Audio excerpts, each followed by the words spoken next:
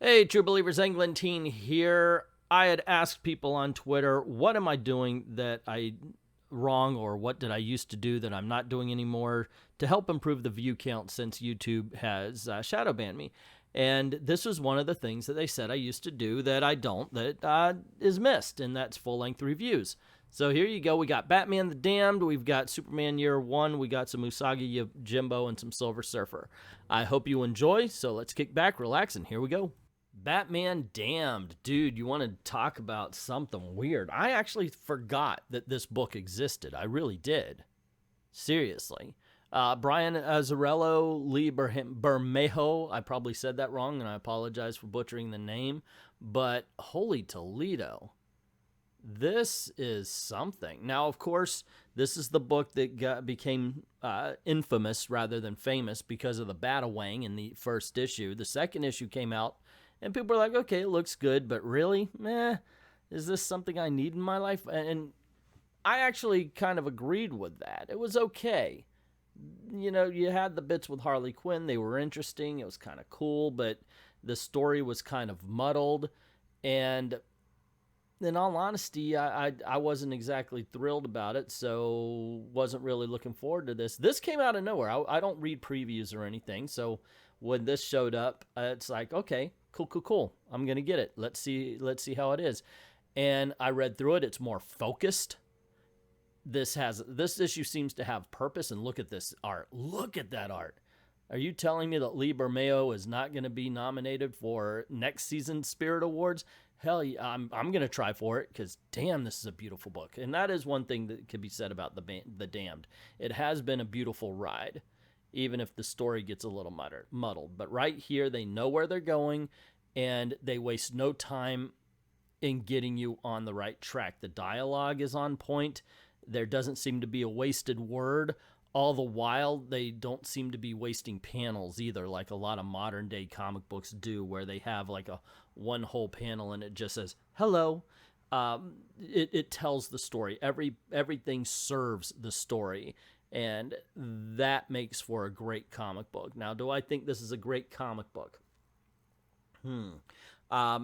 Yes, I actually do. I'm going to tell you right now, I think that they really stuck the landing. Do I think it's a great story? I'm going to have to go back and read all 3 issues and give you that judgment a little bit later. But for now, does this book stick the landing? Is this a great comic book? I absolutely think it is. I think it's fast-paced. It's deeper than what you would want, but it doesn't try to confuse the reader as it goes. It touches on all the subjects the first 2 issues did, while not boring you with needing to know everything from the first 2 issues. And I didn't read the first 2 issues before I picked this one up, so this is months after. Absolutely. If you haven't picked up The Damned, I guess get it in trade when it comes up. If you have, this one is just top notch. Really good book. Usagi Yojimbo is getting a comic book. He's got a comic book at IDW. And if you have not yet read Usagi Yojimbo, this is the time to do it. This book is a complete joy. Absolutely, and always has been. I would recommend not just this one, but go to back issues and pick those up. You're going to have a great time. So we start off here. We've got a samurai. Actually, he's called Sasuke. He's defeating a whole bunch of demons. He's fighting a whole bunch of demons, and when he defeats them, he says he gets a visit from a ghost who says that there is evil in a small town. We cut to the small town where we see Usagi Yojimbo watching a play, and he learns a little bit about the puppeteering. And that's part of the charm of the Usagi Yojimbo series, is it will take a little bit of the story time to tell you a little bit about Japanese culture. So you're going to learn something as you read it. It's a very easy read. The dialogue is awesome. If I were to criticize it for any reason at all, there are some scenes where Usagi is drawn angrily, and he doesn't need to be. Like it's, oh, well, thank you for coming to see the play, Usagi. And Usagi's response is, well, thank you for having me, but he looks like he's really pissed to say that. So, yeah, occasionally in parts it seems like the facial expressions don't meet the dialogue, and that's the only complaint I would have, and that I am being honest when I say that is a very, very tiny nit to pick.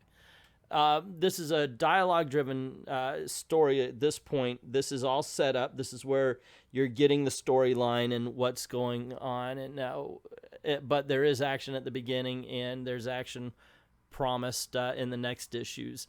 So definitely pick this up. This is a book to try out, guys. If you have not yet read Usagi Yojimbo, it is time for you to go to the comic shops and pick this one up and discover greatness.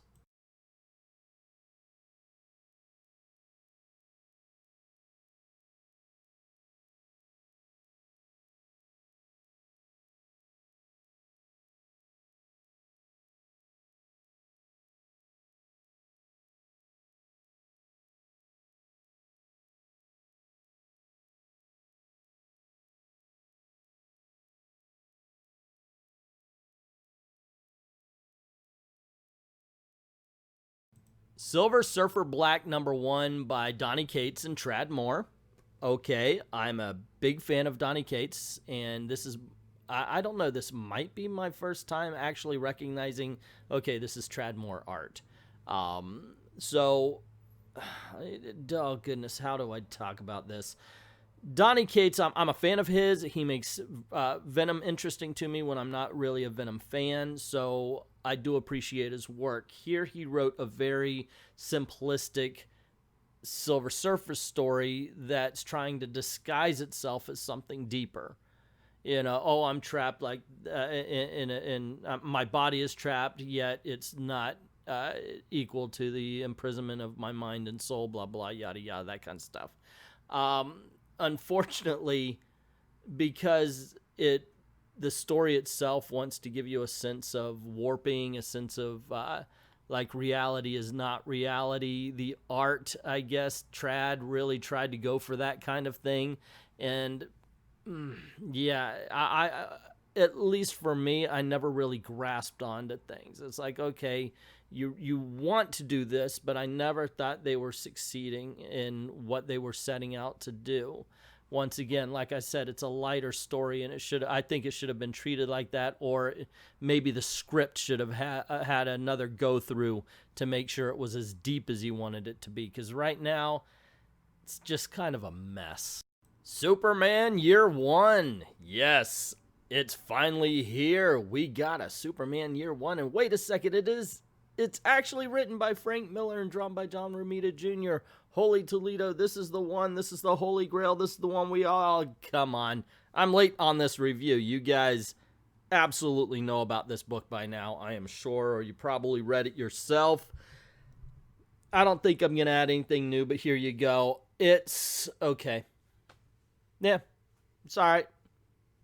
It's Year One, but really, come on. Let's really think about Year One here.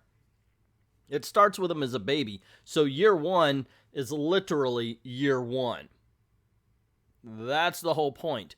When he did Batman Year One, he came back to Gotham, and it was the first year of him realizing what he wanted to do, and then him doing it. It was the first year of him becoming Batman. Superman, it's not Year One. It's going to be talking about, I guess, his origin. Because at this point, he's a kid and he's dealing with bullies. And that's the meat and potatoes of this. It's him. We've got the Superman that had superpowers as a baby. So it's very weird because when he did this, I'm going to blame it on Frank Miller. And what ends up happening is there's a disconnect, actually. I don't think that there was really any connection between John and Martha Kent and Superman in this book, or Clark Kent. And one of the weirdest things is this moment right here. You can see they meet, and then Kal-El touches his face, and he's actually thinking, because they give Kal-El thoughts, and he's got full understanding of the language and so forth. and he says, I will let him think it is his idea to take care of me. And I'm thinking, oh my gosh, it's freaking Brightburn. And that's the weirdest thing. I was never comfortable with this iteration of Clark Kent. All throughout the story.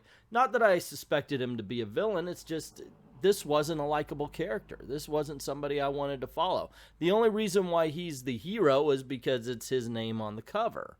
There's nothing really interesting. We're not seeing anything new. It's not even a good take on the situation. I've seen this done a lot better. God bless John Barron, right?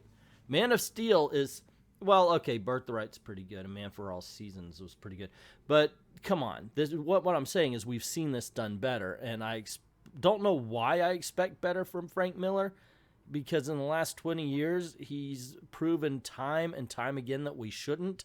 But I did, and I was hoping for more from Superman Year One. So there you go, guys. Those were my reviews. What did you think? What do you think of this type of video? Would you like to see more, or are you thinking, just drop it? Let me know in the comments below. Also, if you do like the video, or even if you just like the channel, but this video didn't do it for you, please click like, share, comment on this. Anything to get the algorithm kicked in would definitely help the channel. If you don't mind supporting the channel, go on over to Ko-Fi or to Patreon, or even to BitChute. Drop $1 in the till. There's a little tip jar at BitChute.